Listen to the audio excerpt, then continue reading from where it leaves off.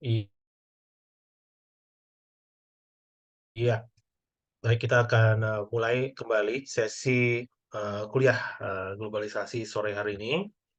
Eh, saya kira kita tadi sudah banyak mendiskusikan tentang globalisasi ya, dan ini sebagai suatu tambahan pengantar. Saya kira yang pertama untuk lebih baik dalam mendiskusikan globalisasi, kita perlu lebih bisa sepakat ya tentang apa itu globalisasi. Yang pertama tentu eh, fitur utama dari globalisasi adalah integrasi ekonomi atau penyatuan pasar domestik dengan pasar global ya. Dalam penyatuan itu proses-proses yang terjadi biasanya di sekitar budayaan dan ekonomi ya. Eh, Global network atau jejaring global itu terjadi lewat perdagangan, lewat komunikasi, lewat transportasi, eh, dan di dalamnya terjadi eh, kemudahan-kemudahan ya yang lebih muncul dalam hal transportasi dan komunikasi. Kemudian globalisasi juga berasosiasi kuat dengan interdependensi transnasional ya. Apa itu? Maksudnya adalah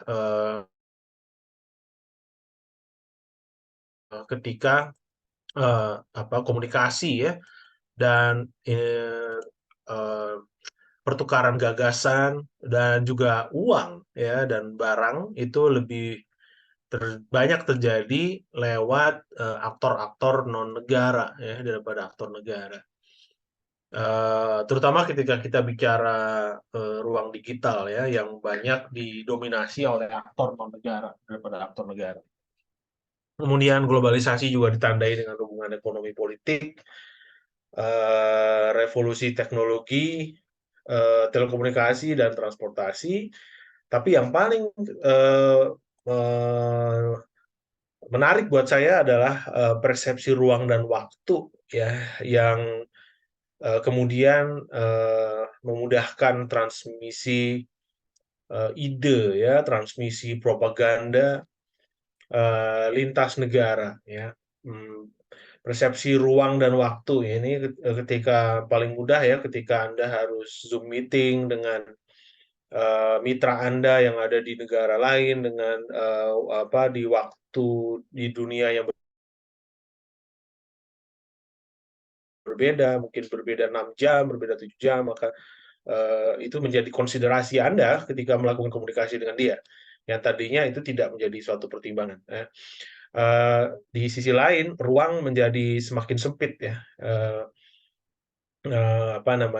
Batas-batas antar negara adalah batas-batas yang semakin artifisial, dia hanya ada di peta begitu ya, tapi tidak secara nyata membatasi kita ya. Negara melakukan pushback terhadap fenomena ini ya dengan mengukuhkan perbatasan mereka dalam ragam sektor ya. Ya, jadi negara, terutama kalau negaranya punya kapabilitas, dia tidak tinggal diam eh, kecenderungan terhapusnya perbatasan. Ya, justru dia akan pushback, akan berusaha untuk mengukuhkan perbatasannya. Nah, ini tadi pertanyaan-pertanyaan yang sudah kita bahas. Kemudian ini aspek inti ya dari globalisasi yang saya kira eh, salah satu definisi yang pasti benar adalah apa yang terjadi di suatu bagian dari dunia dapat mempengaruhi dan dipengaruhi oleh apa yang terjadi di bagian lain dari dunia.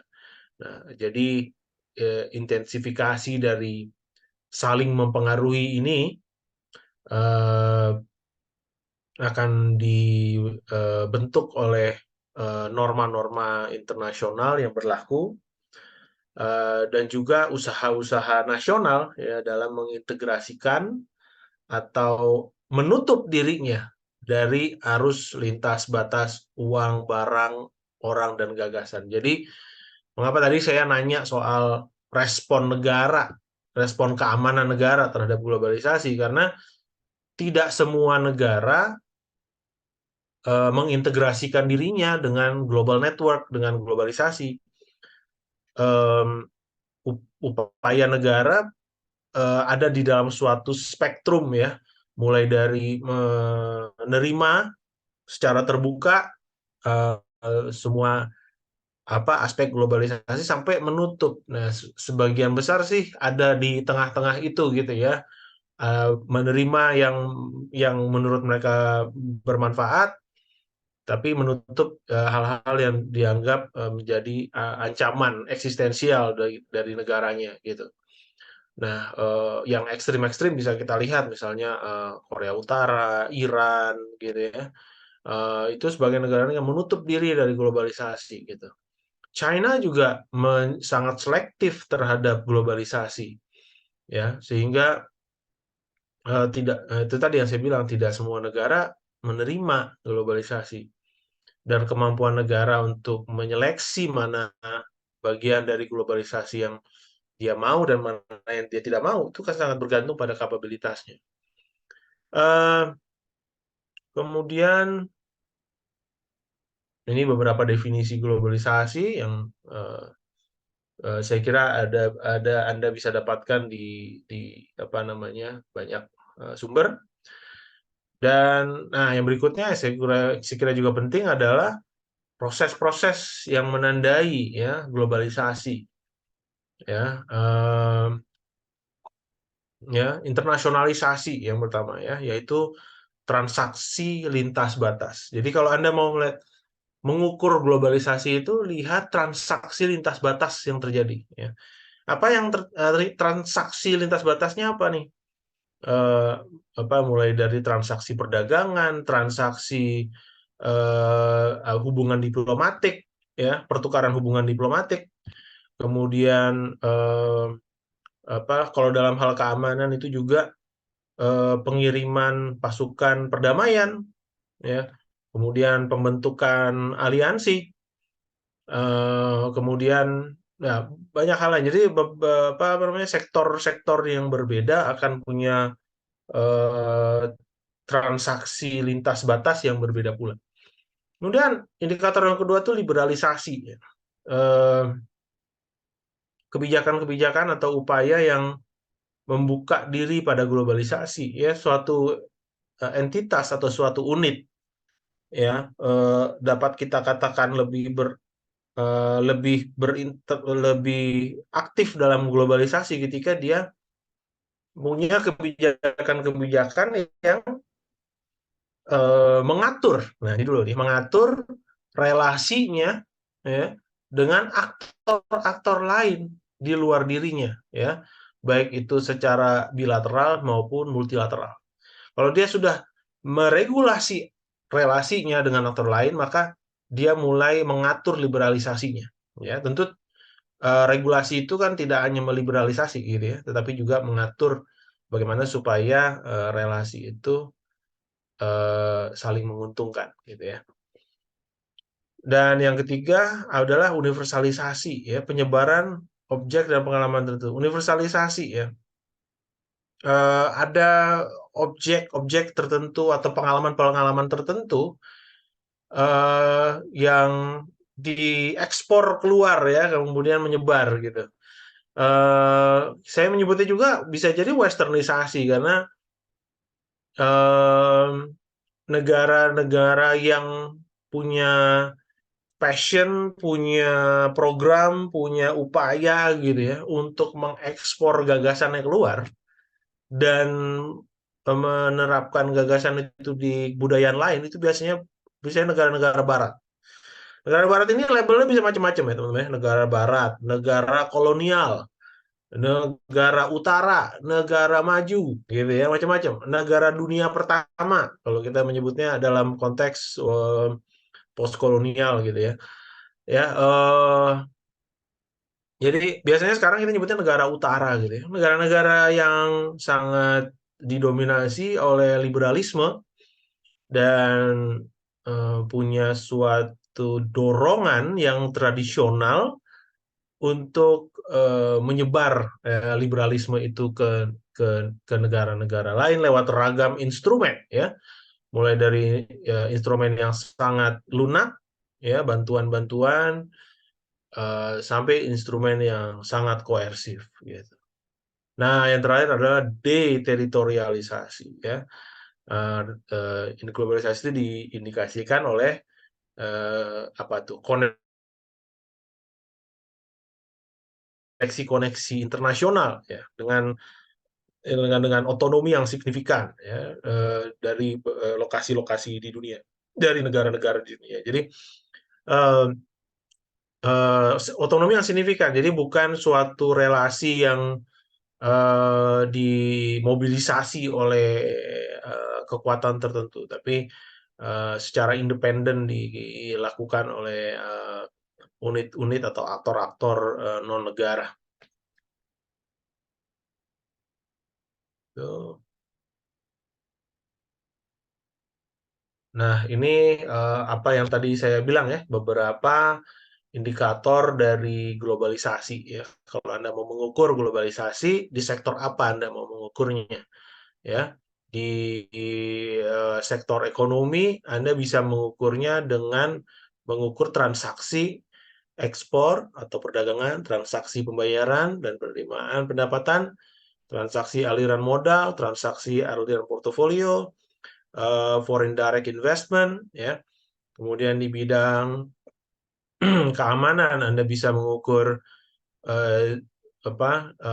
terbentuknya aliansi, ya, aliansi antar negara, atau kerjasama-kerjasama keamanan antar negara, ya. Anda bisa mengukurnya dengan jumlah traktat kerjasama keamanan antar negara, traktat non agresi, kemudian security engagements yang lain, misalnya uh, joint military training, ya, joint training, ya, baru-baru ini ASEAN melakukan joint training, ya, dan menegaskan bahwa joint training yang mereka lakukan bukan untuk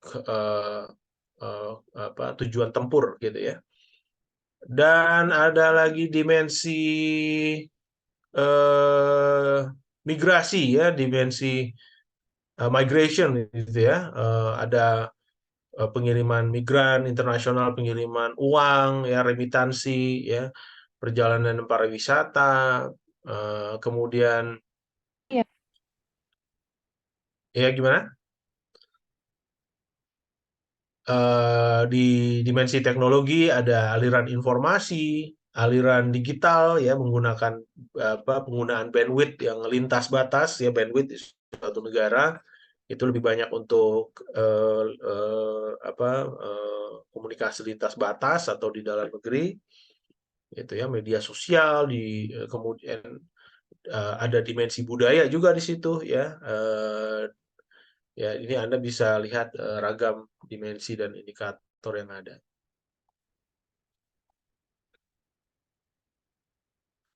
Nah, kemudian saya mengarah ke relasi globalisasi dan keamanan, dan ini betul-betul ide-ide utama yang kita harus perhatikan, ya, ketika melihat relasi antara globalisasi dan keamanan. Relasi antara globalisasi dan keamanan itu terlihat dalam perilaku aktor-aktor negara maupun non-negara menggunakan fitur-fitur globalisasi. Apa yang saya maksud dengan fitur-fitur globalisasi? Khususnya adalah kemudahan transportasi dan komunikasi, ya, menggunakan teknologi digital, gitu, ya. Nah, ini adalah salah satu fitur yang penting, gitu, ya, di dalam melihat aspek keamanan dari globalisasi, ya. Globalisasi lebih banyak motori oleh aktor-aktor non negara. Nah, banyak di antara aktor non negara ini yang memiliki intensi untuk memperkaya diri maupun untuk tujuan-tujuan politik ya, mempengaruhi pandangan politik, mempengaruhi perubahan politik ya. Mereka bisa tergabung dalam kelompok-kelompok non-negara seperti kelompok teroris atau kelompok hacker atau kelompok aktivis gitu ya, atau pelaku-pelaku human trafficking. Ini adalah aktor-aktor non-negara yang menggunakan fitur globalisasi untuk melakukan kriminalitas dan atau mempengaruhi apa namanya pergerakan atau ideologi politik gitu ya. Nah, jadi dia bisa aktor eh, profit seeking maupun aktor politik gitu. Nah, kemudian globalisasi dalam relasinya dengan keamanan juga ditandai dengan perubahan agenda kebijakan dan kajian keamanan internasional ya. Eh, Ketika membahas globalisasi dan keamanan, kita juga membahas em, apa yang terjadi dalam kajian keamanan internasional ya, International Security Studies. Kajian keamanan internasional berubah seiring dengan progres dari globalisasi, khususnya pasca Perang Dingin. Ya, kajian keamanan internasional semakin banyak membahas isu-isu yang kita sebut sebagai isu-isu non-tradisional, isu-isu yang lebih berkenaan dengan keamanan individual daripada keamanan negara. Ya, kajian keamanan internasional juga mengalami perubahan dalam hal perspektif ya atau sudut pandang dalam mengkajinya. Tidak lagi me, hanya membahas ya keamanan negara pada aspek militer, tapi keamanan negara untuk aspek-aspek lain ya, lingkungan, ekonomi, keamanan politik, keamanan sosial ya atau keamanan identitas budaya itu juga menjadi konsiderasi dari keamanan negara. Dan juga eh, ada pertimbangan tentang keamanan dari aktor-aktor selain negara, gitu ya, aktor-aktor selain negara, khususnya individu atau kelompok masyarakat. Nah, ini adalah eh, dampak ya globalisasi pada kajian keamanan. Juga ada pada agenda kebijakan, gitu ya. Jadi dengan progres globalisasi, kebijakan negara pun mengalami evolusi ya. Kebijakan keamanan negara mengalami evolusi. Tidak lagi keamanan negara itu hanya merespon agresi misalnya, tapi juga merespon hal-hal yang sifatnya lebih pada keamanan insani maupun hal lain. Misalnya persaingan geopolitik gitu ya. Persaingan geopolitik kalau Anda melihat strategi pertahanan negara Indonesia di tahun 2022 itu semakin banyak menginklusi persaingan geopolitik sebagai ancaman gitu ya. Persaingan geopolitik yang tidak terkendali ya, yang gagal dimediasi lewat diplomasi akan bisa mengakibatkan eskalasi dan spillover pada keamanan nasional. Indonesia tentu tidak ingin mengulang ya pengalamannya di Perang Dunia II ya, ketika meskipun Indonesia tidak memihak Jerman atau memihak Amerika Serikat, tapi akhirnya dia diokupasi, Indonesia juga diokupasi oleh Jepang, gitu ya. Dan Apa mengapa namanya? kau ingin pergi meninggalkan diriku? Jangan. Oke, saya kira beberapa pertimbangan lain itu saya akan ke sini ya. Nah, ini akan ke sini. State power and globalization ya. Ini yang sebenarnya merupakan jawaban yang saya utamakan ketika bertanya tentang ya, jadi dalam jawab respon negara terhadap globalisasi, kita melihat di kemungkinannya ada di 4 kuadran, ya. 4 kuadran ini di membagi negara menjadi negara kuat dan negara lemah, kemudian negara otoriter dan negara demokratik, dan negara yang mengalami globalisasi, negara yang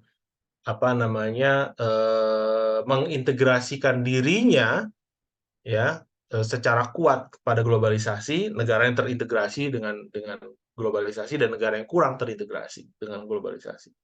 Nah, jadi pada kuadran yang pertama ini kita melihat varian yang pertama itu negara kuat, ya. Negara yang punya kapabilitas kuat, ditandai dengan kemampuan militernya yang 2% dari GDP, kemudian stabilitas politiknya, kemudian GDP-nya, gitu ya, tingkat GDP-nya tinggi, gitu ya. Dan secara intensif dia terintegrasi dengan globalisasi, dia menerima globalisasi dan ikut engage di dalam globalisasi. Dan dia adalah negara demokratik, ya. Maka dia menjadi kekuatan yang efektif dalam merespon globalisasi.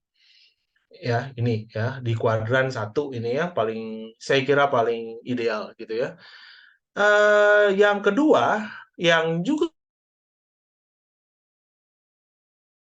ideal tapi berbeda, gitu ya, adalah negara otoriter. Jadi negara ini, katakanlah di sini yang paling kuat itu Amerika Serikat, gitu ya. Kemudian ini Tiongkok, begitu ya. Ini negara otoriter, negara yang bisa menutup dirinya secara selektif dari globalisasi. Jadi saya menyebutnya sini weak globalization. Dan itu adalah negara kuat. Jadi negara yang bisa secara selektif menyaring apa aspek globalisasi yang mereka inginkan dan apa yang tidak mereka inginkan. Jadi tentu ini dibutuhkan suatu kapabilitas yang kuat. Otoritarianismenya itu menjadi suatu indikator bagi kemampuan dia untuk selektif, gitu ya. Nah, kemudian ada varian yang berikutnya adalah negara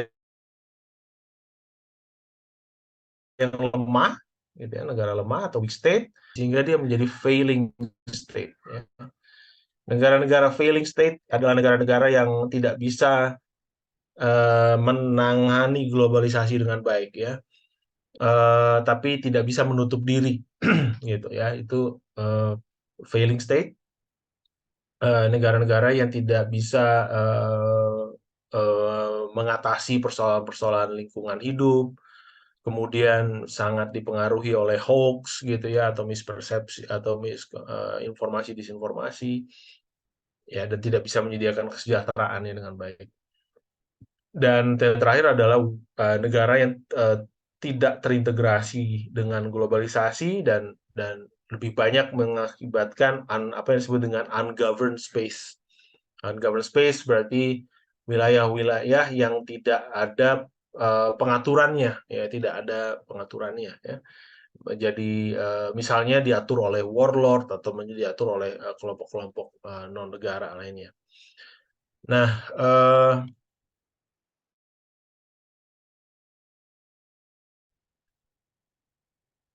saya kira lebih kurang itu. Saya kira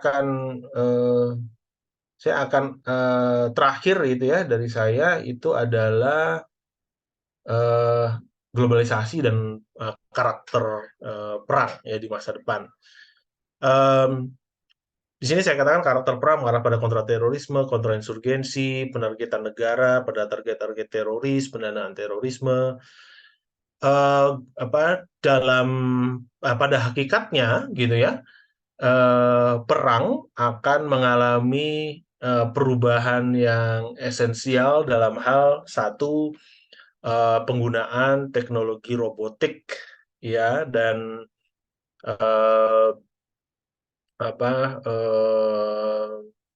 penggunaan teknologi robotik dalam alutsista ya. Jadi aspek digitalnya akan menguat, aspek kinetiknya tetap ada ya, aspek kinetiknya tetap ada. Jadi perang tetap ditandai dengan penggunaan kekuatan alutsista untuk melumpuhkan musuh, untuk eh, eh, melumpuhkan kemampuan tempur dari musuh, gitu ya. Tapi aspek digital dan robotiknya itu juga akan meningkat, sehingga yang menjadi problematika itu adalah ketika manusia lebih banyak berada di luar pengambilan keputusan, gitu ya, dalam penggunaan kekuatan perang. Ya, mengapa manusia berada di luar pengambilan keputusan? Karena penentuan eskalasi konflik, kemudian penggunaan kekuatan pertahanan ya, yang bisa robotik gitu ya, seperti penggunaan drone ya, pesawat nirawak atau kendaraan-kendaraan tempur nirawak, itu akan lebih mengutamakan presisi dan kemampuan mesin untuk menentukan target dan menindak targetnya, gitu ya.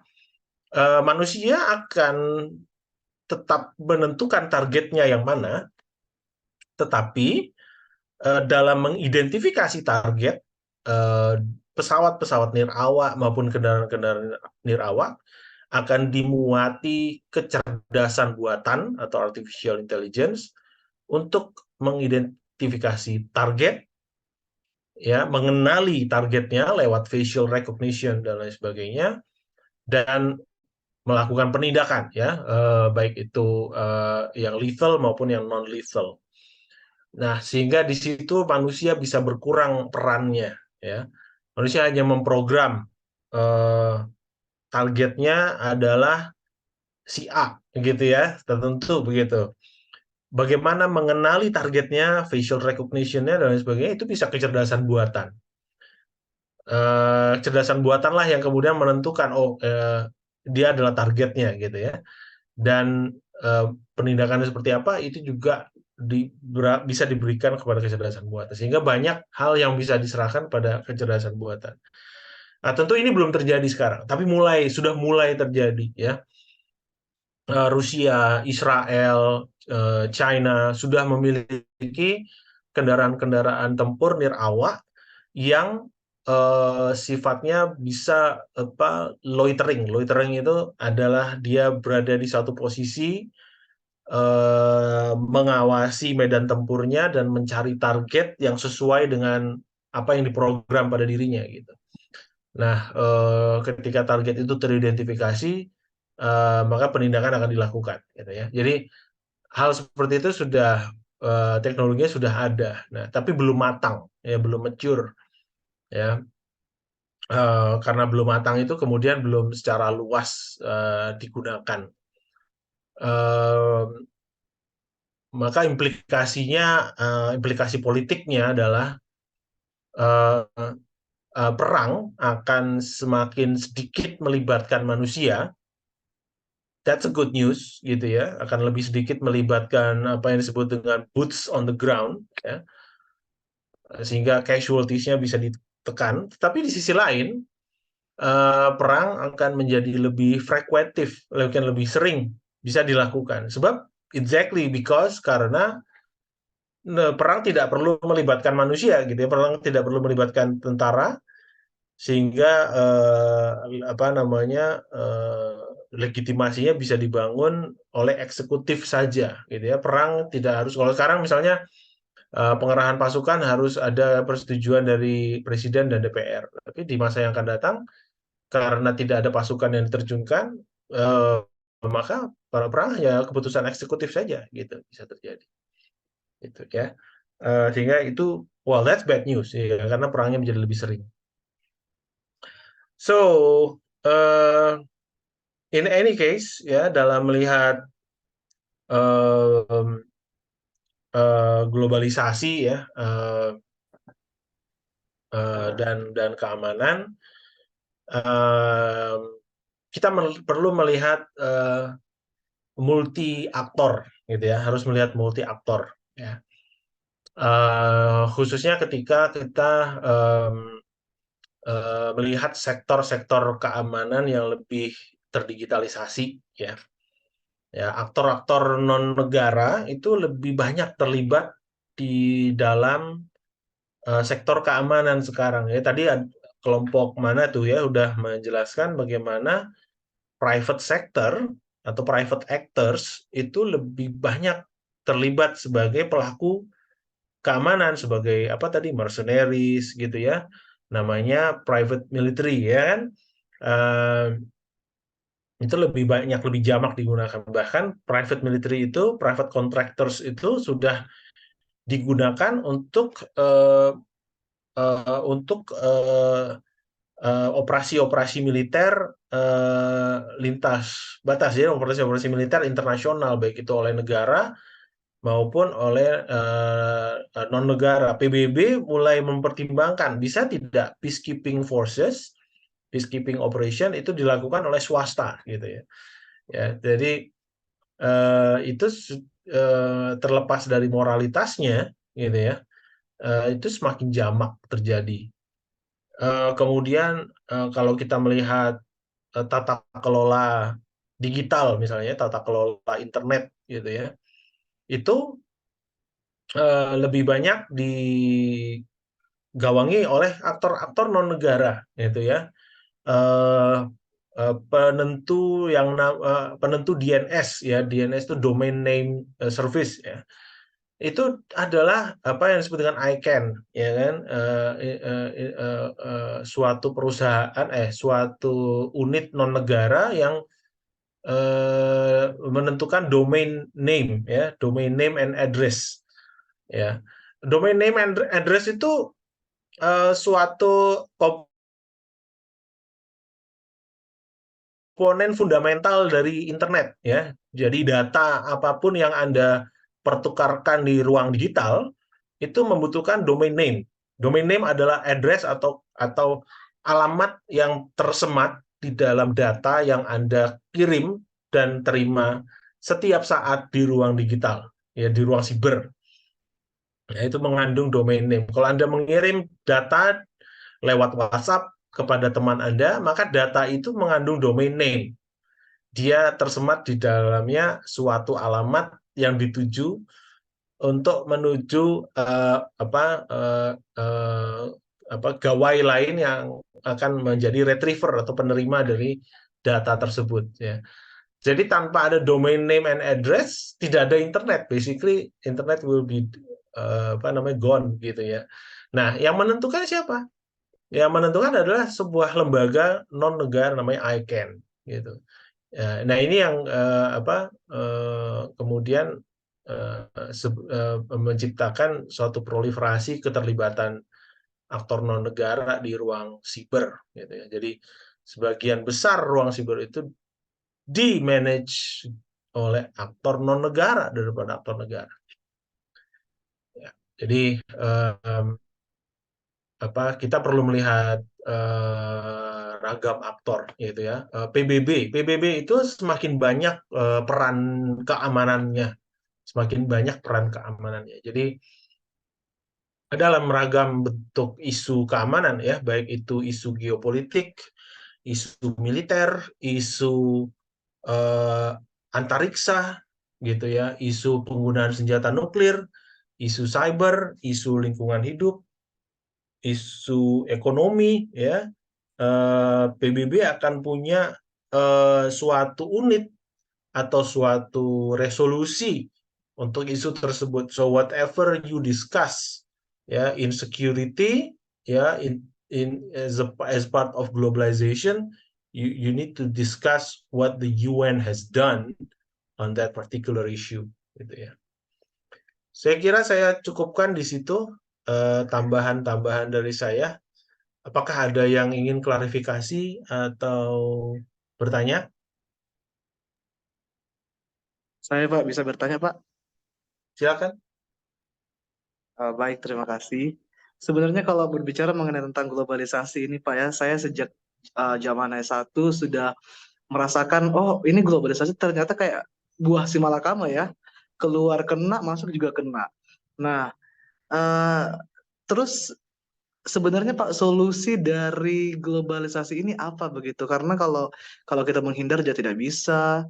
Kalau kita eh, masuk ke dalam globalisasi juga ada banyak, oh ternyata banyak sekali negatif-negatifnya yang kita mungkin tidak bisa manage secara personal seperti itu Pak. Bahkan kita mengharapkan negara untuk memanage semua masalah keamanan, termasuk keamanan nasional. Ya, maksud saya keamanan nasional dalam hal ini adalah tentunya mengamankan seluruh masyarakat atau bangsanya dari efek globalisasi ini, Pak. Sebenarnya solusi yang paling ideal itu menurut Bapak apa sih selama sudah belajar tentang globalisasi ini? Terima kasih. Oh, kamu tadi kamu tadi yang nyanyi-nyanyi kamu ya? Ya, Pak, Eh, maaf, Pak. iya, kamu nyanyi-nyanyi tadi ya. Gini ya, ya, solusi nggak ada. Apa? eh, saya tidak problem solving oriented ya dalam memberikan kuliah gitu ya. Yang jelas negara perlu mewaspadai atau siap gitu ya, prepare itu untuk well prepare untuk sektor-sektor yang menyumbang kecenderungan konflik di masa depan gitu ya. Sektor geopolitik ya yang berarti itu akan ditandai oleh kedikdayaan China ya akan secara lebih merata dicapai pada semua bidang ekonomi maupun militer. Setidaknya itu akan terjadi di kawasan Asia Timur, Asia Tenggara. Seiring dengan China muncul sebagai negara adidaya, eh, negara-negara Asia termasuk Indonesia akan bereaksi ya apa mendukung atau mengimbangi kebangkitannya. eh, ini yang harus kita pikirkan gitu ya. Kalaupun kita stay netral ya, stay neutral ya, kita harus prepare bagaimana supaya kita tidak diokupasi oleh kekuatan asing.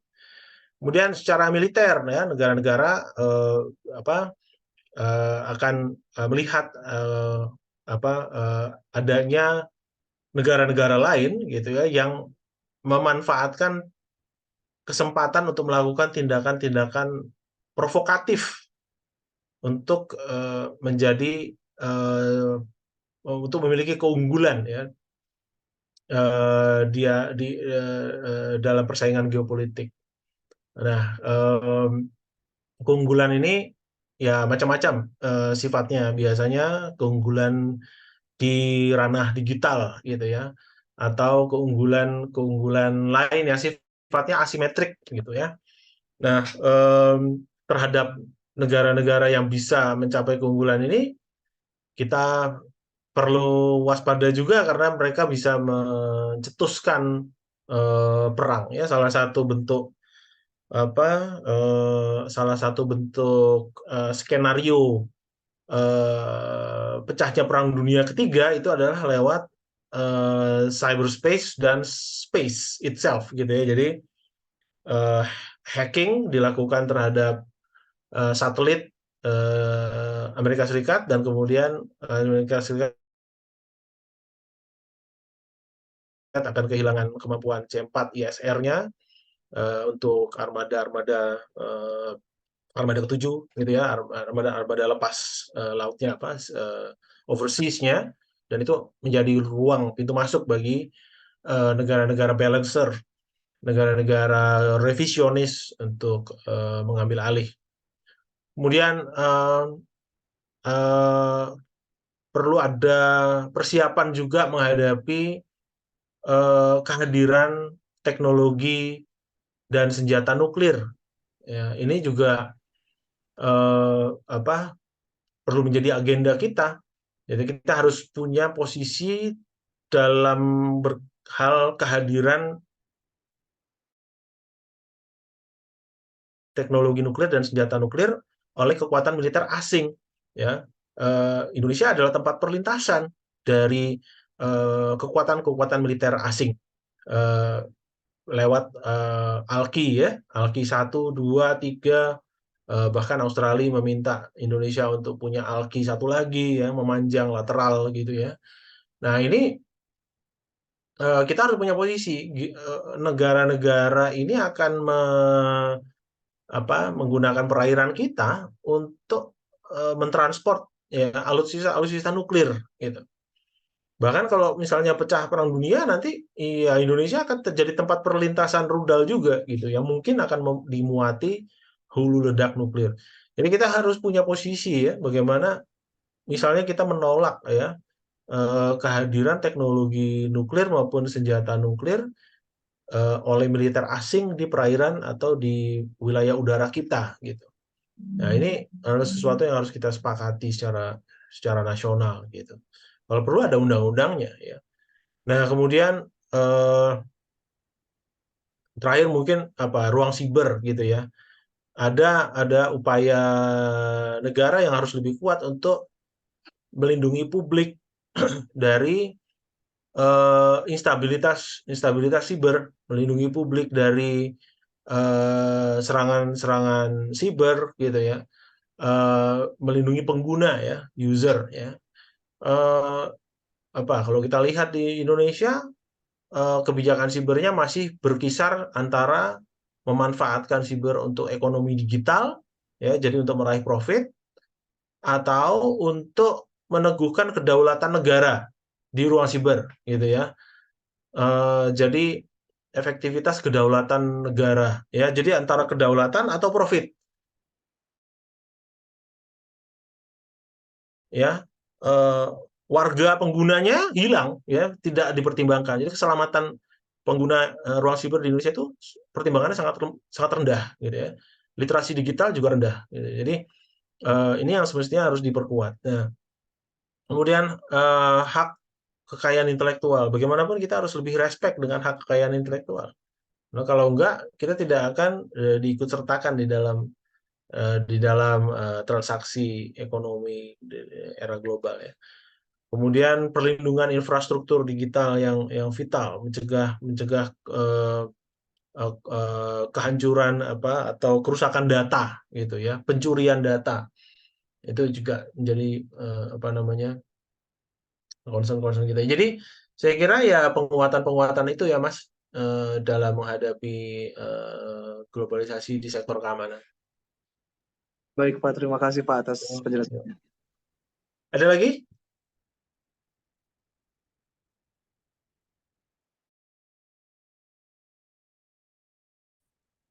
Oke, kalau masih ada pertanyaan teman-teman boleh WA saya atau WA Mbak Rahma. Saya kira untuk kesempatan Jumat malam yang baik ini kita bisa cukupkan sampai di sini. Terima kasih atas partisipasinya. Kita jumpa lagi di lain kesempatan. Oke, selamat malam semuanya. Assalamualaikum warahmatullahi wabarakatuh. Selamat malam Pak. Terima kasih. Waalaikumsalam. Terima kasih. Terima kasih, Mas.